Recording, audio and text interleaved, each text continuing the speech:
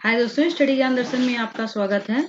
आज हम लेसन पार नजर के क्लास 6 एनसीईआरटी का पढ़ेंगे, जो कि प्रश्न उत्तर है, भाषा की बात है और बहुत ही इम्पोर्टेंट क्वेश्चन है, जो कि हम आपको अच्छे से समझा के आज पढ़ाएंगे। तो चलिए, हमारा जो है पहला क्वेश्चन है, इसमें फर्स्ट पार नजर के पाठ्य पुस्तक के प्रश्न अभ्यास कहानी से प्रश्न 1 है, छोटू का परिवार कहाँ रहता था। क्वेश्चन में दिया है छोटू का परिवार कहाँ रहता था। छोटू का परिवार मंगल ग्रह पे रहता था। जमीन के नीचे बनी एक कॉलोनी में रहता था। जमीन के नीचे एक कॉलोनी थी, उसी कॉलोनी में छोटू का परिवार जो रहता था अपने माता पिता के साथ। और उसी जमीन के नीचे जो ऊपर वाला जगह थी, वहां पे उसके पिताजी अपना काम करते थे। नेक्स्ट,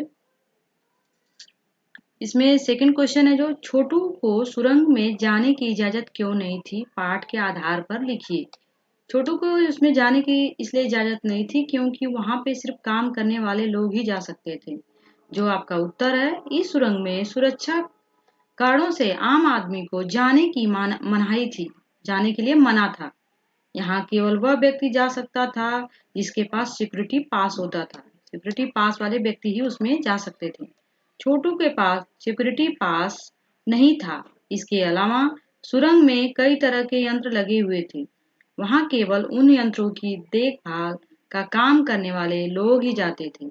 यही कारण था कि छोटू को सुरंग में जाने की इजाजत नहीं थी, क्योंकि वहां पे बड़े लोग ही रहते थे, जो काम करते थे वही जाते थे। सिक्योरिटी पास लेकर जाते थे, तभी उनकी एंट्री होती थी। और अगर कोई और व्यक्ति अगर जाता है तो वहां उन्हें खतरा हो सकता है। इसीलिए छोटू के पिता ने उन्हें मना किया था कि आप वहां नहीं जा सकते हैं। प्रश्न नंबर 3 है, कंट्रोल रूम में जाकर छोटू ने क्या देखा और वहां उसने क्या हरकत की। कंट्रोल रूम में छोटू जो है वह छुट्टी के दिन जब पिता सो रहे होते हैं, तब चुपके से सिक्योरिटी पास लेता है और कंट्रोल रूम में जाने की कोशिश करता है। इसमें देखिए, जो आपका प्रश्न 3 है, इसमें उत्तर है, कंट्रोल रूम में जाकर छोटू ने अंतरिक्ष यान क्रमांक 1 देखा। उस यान से एक यांत्रिक हाथ बाहर निकल रहा था। हर पल उसकी लंबाई बढ़ती जा रही थी। छोटू का पूरा ध्यान कंसोल पैनल पर था, जिस पर कई बटन लगे हुए थे। लाल बटन को छोटू दबाना चाहता था। अंत में उसने अपनी इच्छा नहीं रोक पाई। उसने उसका लाल बटन दबा ही दिया। बटन दबाते ही खतरे की घंटी बज उठी। अपनी इस गलती पर उसने अपने पिता से एक थप्पड़ भी खाया, क्योंकि उसके बटन दबाने से अंतरिक्ष यान की क्रमांक 1 का यांत्रिक हाथ बेकार हो गया। क्योंकि छोटू चुपके से गया था, अपने परिवार के चोरी से गया था और अपने पिताजी का जो सिक्योरिटी पास लेकर गया था, और वहां पे खतरा था। वहां पे जब जाता है, अंदर देखता है लाल बटन, उसे दबाने की इच्छा होती है और दबा देता है, और जो क्रमांक 1 था यांत्रिक, उसका हाथ भी बेकार हो जाता है, जिसकी वजह से उसके पिताजी के हाथों उसे थप्पड़ भी खाना पड़ता है। प्रश्न 4 है आपका, इस कहानी के अनुसार मंगल ग्रह पर कभी आम जन जीवन था, वह सब नष्ट कैसे हो गया। इसे लिखो। पहले मंगल ग्रह पे आम जन जीवन था, लोग रहते थे, वह क्यों ऐसा हुआ। यह सूर्य के परिवर्तन की वजह से ऐसा होता है। एक समय था जब लोग मंगल ग्रह पर जीवन वहां पे व्यतीत करते थे, उसके ऊपर रहते थे। पुरखे बगैर किसी तरह के यंत्रों की मदद के बिना किसी खास किस्म के पोशाक के रहते थे। लेकिन धीरे धीरे वातावरण में परिवर्तन आने लगा। इससे धरती पर रहने वाले कई प्रकार के जीव धीरे धीरे एक के बाद एक मरने लगे। इस परिवर्तन के कारण सूर्य में परिवर्तन होते ही प्राकृतिक संतुलन बिगड़ गया, क्योंकि जो सूर्य है, सूर्य की वजह से प्राकृतिक संतुलन जो वह सही प्रकार से चलता है। लेकिन कुछ परिवर्तन की वजह से वातावरण में परिवर्तन हुआ, और उसकी वजह से मंगल ग्रह पे रहने वाले जीव जंतु पशु पक्षी सभी मरने लगे, और धीरे धीरे वहां पे लोगों की संख्या कम हो गई। लेकिन अब वहां पे रहना बहुत मुश्किल है बिना यंत्र के। प्रश्न नंबर 5 है, कहानी में अंतरिक्ष यान को किसने भेजा था और क्यों। इसमें कहानी में किसने अंतरिक्ष यान भेजा था। इस कहानी में अंतरिक्ष यान को पृथ्वी की एक अंतरिक्ष वैज्ञानिक संस्था नासा, जिसका पूरा नाम national aeronautics and space administration NASA है। नासा आप जानते होंगे, साइंस में जो साइंटिस्ट लोग होते हैं नासा से ही सारे स्पेस भेजते हैं। इस यान का नाम वाइकिंग था। पृथ्वी के वैज्ञानिक मंगल ग्रह की मिट्टी का अध्ययन करने के लिए बड़े उत्सुक थे। उन्हें इस अध्ययन से पता लगने की उम्मीद थी कि पृथ्वी की तरह मंगल ग्रह पर जीवों का अस्तित्व है। नहीं, इसी उद्देश्य से नासा ने अंतरिक्ष यान भेजा था। इसमें आपका जो उत्तर हो जाएगा कि नासा की जांच पड़ताल के लिए वैज्ञानिकों ने अंतरिक्ष यान भेजा था, ताकि पता चल सके कि मंगल ग्रह पर भी जीवन का अस्तित्व है या नहीं। अगला है प्रश्न नंबर 6 आपका है। प्रश्न नंबर 6, नंबर 1, नंबर 2, नंबर 3 अजनबी से निपटने के कौन तरीके सुझाते हैं और क्यों? नंबर 1 से कैसे निपटना है, नंबर 2 से कैसे निपटना है, अधिकारी आपस में बात करते हैं और इस तरीके से। नंबर 1 का कहना था कि इस अजनबी यान में केवल यंत्र है। नंबर 1 कहता है सिर्फ अजनबी यंत्र है, इसमें यंत्र ही केवल है, हम इसको स्पेस में खत्म करने की क्षमता रखते हैं। नंबर 1 कहता है हम इसे चाहें तो समाप्त कर सकते हैं, इसमें फिर भी कोई जानकारी हासिल नहीं होगी। लेकिन समाप्त करने से कुछ नहीं होता, हमें कुछ जानकारी तो मिलेगी नहीं, इसलिए इसे खत्म करना सही नहीं होगा। नंबर 1 ने कहा मजबूर करने के लिए यंत्र हमारे पास नहीं है। यदि वह खुद जमीन पर उतर जाए तो हम इसे बेकार करने की क्षमता रखते हैं। नंबर 2 वैज्ञानिक, यहाँ पे नंबर 2 वैज्ञानिक है, वह कहता है उन्होंने उन यानों को बेकार न करने का सुझाव दिया। उनका विचार था कि उन्हें बेकार कर देने से दूसरे ग्रह के लोग हमारे बारे में जान जाएंगे। जिन लोगों ने अंतरिक्ष यान भेजे हैं वे भविष्य में इनसे भी बढ़िया अंतरिक्ष यान भेज सकते हैं। नंबर 2 की सलाह जो थी वह कहते हैं कि अंतरिक्ष यान को नष्ट करना ठीक नहीं है। वह हमारे बारे में भी जान जाएंगे और अंतरिक्ष यान को अगर नष्ट कर देंगे तो उनसे हमें कोई जानकारी भी नहीं मिल पाएगी। इसलिए इस यान को हमें नष्ट नहीं करना चाहिए। इसीलिए हमें इनका अवलोकन करते रहना चाहिए, हमें इनकी देखभाल करती रहनी चाहिए ताकि पता लगे कि वह अंतरिक्ष यान जो कहाँ आ रहा है। अपने अस्तित्व को छिपाए रखना चाहिए।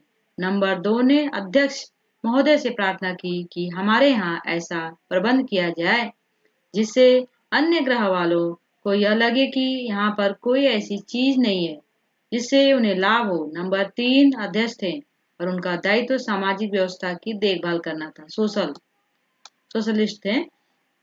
तो वह निवेदन करते हैं, वह कहते हैं कि इसको नष्ट न किया जाए और हमें यह भी पता लगना चाहिए कि ऐसी चीज नहीं है जिसमें उन्हें लाभ हो। नंबर 3 ने अध्यक्ष से निवेदन किया।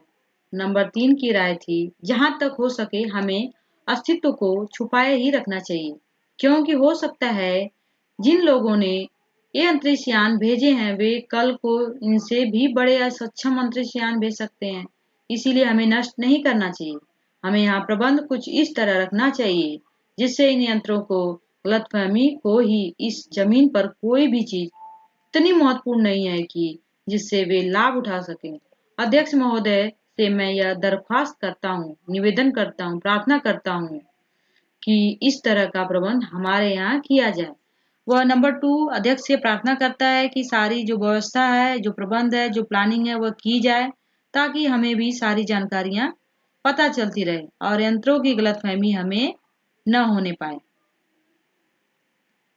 कहानी से आगे प्रश्न है, कहानी से आगे प्रश्न पहला है दिलीप एम साल्वी, जयंत विष्णु नार्लिक, आइजक एसिसो, आर्थर क्लार्क ऊपर दिए गए लेखकों की अंतरिक्ष संबंधी कहानियां इकट्ठी करके पढ़ो और एक दूसरे को सुनाओ। इन कहानियों में कल्पना क्या है और सच क्या है, इसे समझने की कोशिश करो।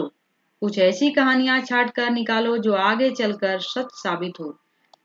हमें लाइब्रेरी में जाना है, पुस्तकालय में जाना है और इन कहानियों को आपको रुचिपूर्वक पढ़ना है, जानकारी लेनी है और इससे हम बहुत कुछ सीख भी सकते हैं। छात्र ऊपर लिखे लेखकों की अंतरिक्ष संबंधी कहानियां विद्यालय के पुस्तकालय से, लाइब्रेरी से लेकर पढ़ने का प्रयास करें। यह जानने की कोशिश करें कि उसमें कितनी सच्चाई है। इन लेखकों की कहानियां आप इंटरनेट से प्राप्त कर सकते हैं। आप इंटरनेट से भी आप इसे पढ़ सकते हैं, ले सकते हैं। प्रश्न 2 है इस पाठ में अंतरिक्ष यान अजनबी बनकर आता है। अजनबी शब्द सोचो, इंसान भी कई बार अजनबी माना जाता है और कोई जगह या शहर भी। क्या तुम्हारी मुलाकात ऐसे किसी अजनबी से हुई है? नए स्कूल का पता, अनुभव कैसा था? क्या उसे भी अजनबी कहोगे? अगर हाँ तो अजनबीपन दूर कैसे हुआ? इस पर सोच कर कुछ लिखो। यह क्वेश्चन जो है वह आपको खुद लिखना है। आप अपनी मर्जी से भी लिख सकते हैं। जब आप किसी नए स्कूल में जाते हैं तो आपको कैसा अनुभव होता है, वो शहर कैसा लगता है, वह जो अनजान व्यक्ति है वह जब आपसे मिलता है तो आप कैसे उससे बातचीत करते हैं, आपका नया दोस्त है वो कैसे आपसे पेश आता है, यह सारी बातें आप खुद लिख सकते हैं। जैसे उदाहरण में है, हाँ नए विद्यालय में हमारी मुलाकात एक व्यक्ति से हुई जिसे मैं नहीं जानता। फिर भी बातचीत करके हमने एक दूसरे के विषय में जाना, समझा और हमारा अजनबीपन खत्म हो गया। नए विद्यालय का पहला अनुभव बहुत ही अच्छा था। किसी भी छात्र या अध्यापक से परिचित नहीं था। मैंने अपने ही आयु के एक लड़के से बातचीत करके इस अजनबीपन, अकेलापन को मैंने दूर किया। फिर बाद में पता चला कि वह लड़का भी मेरी कक्षा का छात्र है। तब हम मित्र बन गए। तब उस मित्र ने कक्षा के छात्रों से भी मेरा परिचय करा दिया और मेरा अजनबीपन, अकेलापन दूर हो गया। इस प्रकार जब धीरे धीरे हम रोज उनसे मिलने लगते हैं, उनके करीब जाते हैं, तो उनसे हमारी पहचान होने लगती, हमारा परिचय बढ़ता, हमारी दोस्ती बढ़ती और फिर कुछ अनजाना नहीं लगता। फिर हम एक जैसे हो जाते हैं। जैसे आप लोगों के भी दोस्त मित्र हैं, जब आप पहली बार जाते हैं किसी स्कूल में तो थोड़ा आपको अटपटा सा लगता है, लेकिन कुछ दिनों के बाद सब घुल मिल जाते हैं और सब अच्छा हो जाता है। भाषा की बात है, ये आपको व्याकरण है, इसमें पूछा जाता है। वार्तालाप शब्द वार्ता प्लस आलाप के योग से बना है। यहाँ वार्ता के अंत का आ और आलाप के आरंभ का आ मिलने से जो परिवर्तन हुआ है उसे संधि कहते हैं। नीचे लिखे कुछ शब्दों में किन शब्दों की संधि है? शिष्टाचार है यहाँ पे, फिर इसके बाद देखो श्रद्धांजलि है, फिर यहाँ दिनांक है, उत्तरांचल है, सूर्यास्त है, फिर इसके बाद अल्पाहार है। शिष्टाचार, शिष्ट प्लस आचार। यहाँ पे आ की मात्रा जो है वह आ में बदल जाएगा, स्वर आ में बदल जाएगा, तो क्या बन जाएगा? शिष्ट प्लस आचार। इसको जब एक मिलाएंगे तो जो आ लिखा हुआ जो स्वर है, यह स्वर आ की मात्रा में बदल जाएगा। जब इसको जोड़ेंगे, इसका संयोग बनेगा तो यह शिष्टाचार हो जाएगा। ये आपका शिष्टाचार। उसी प्रकार से श्रद्धांजलि, श्रद्धा, ये श्रद्धा आधा हिस्सा श्रद्धा हो जाएगा इस तरीके से यहाँ पे। और ये अंजलि, ये जो अ लिखा है यहाँ पे आ की मात्रा है वो अंजलि हो जाएगा, श्रद्धांजलि। ये आपकी संधि है।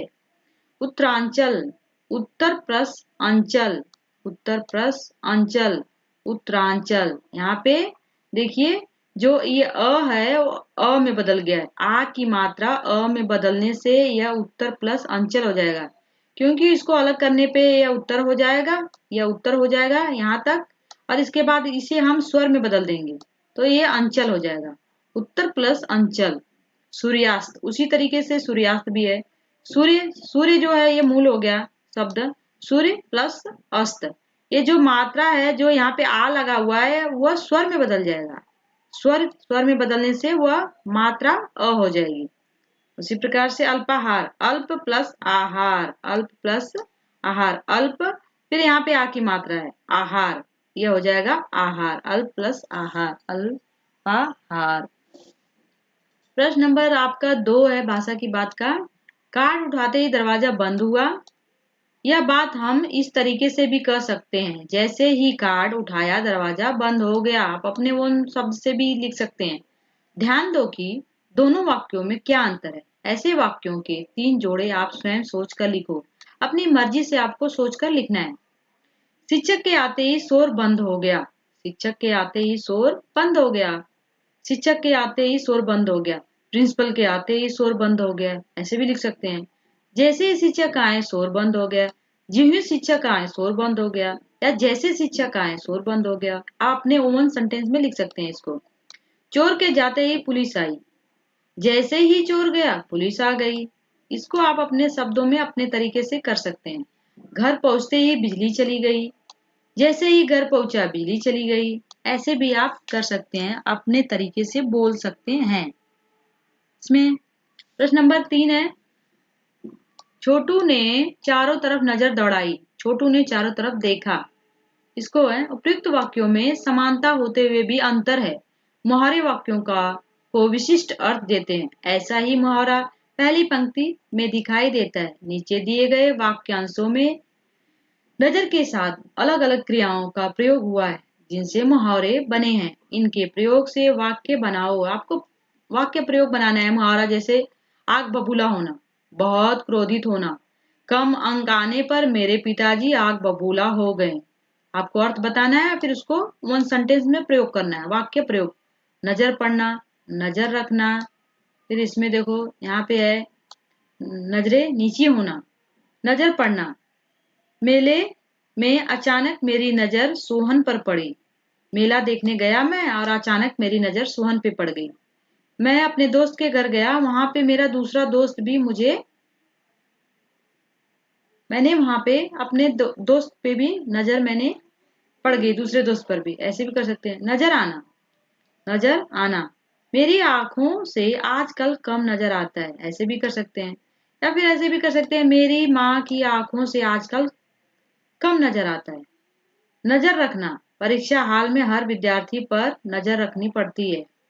या फिर इसे ऐसे भी कर सकते हो कि हर चोर पर पुलिस को नजर रखना पड़ता है। फिर नजरें नीची होना, बेटे की करतूत से माता पिता की नजरें नीची हो गई। इसमें ऐसे भी आप बोल सकते हो कि बेटा का कम मार्क्स आने पर माता पिता की नजरें नीची हो गई। आप वन सेंटेंस में वाक्य प्रयोग अपनी मर्जी से भी करना सीखो। प्रश्न नंबर 4 है, नीचे एक ही शब्द के दो रूप हैं। इसमें दिया है नीचे एक ही शब्द के दो रूप दिए गए। एक संज्ञा है और दूसरा विशेषण है। वाक्य बनाकर समझो और बताओ कि इनमें से कौन से शब्द संज्ञा है और कौन से विशेषण है। आकर्षक, आकर्षण।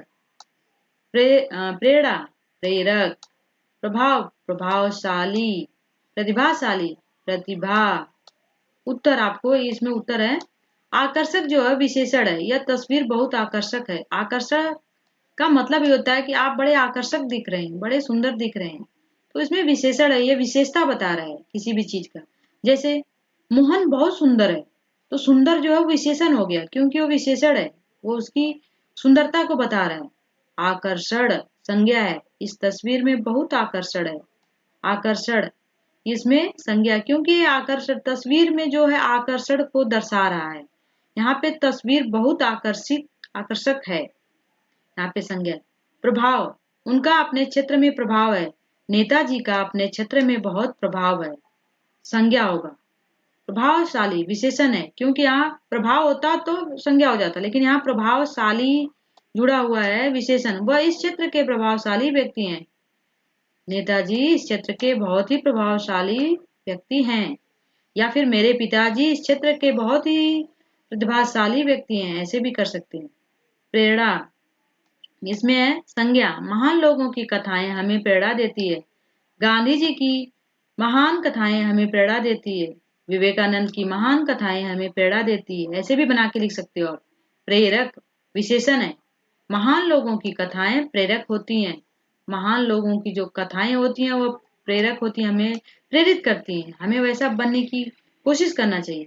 प्रतिभाशाली विशेषण, नेहा प्रतिभाशाली है। नेहा, यहाँ नेहा प्रतिभा ने प्रतिभाशाली इसमें लगा हुआ है। नेहा प्रतिभाशाली है।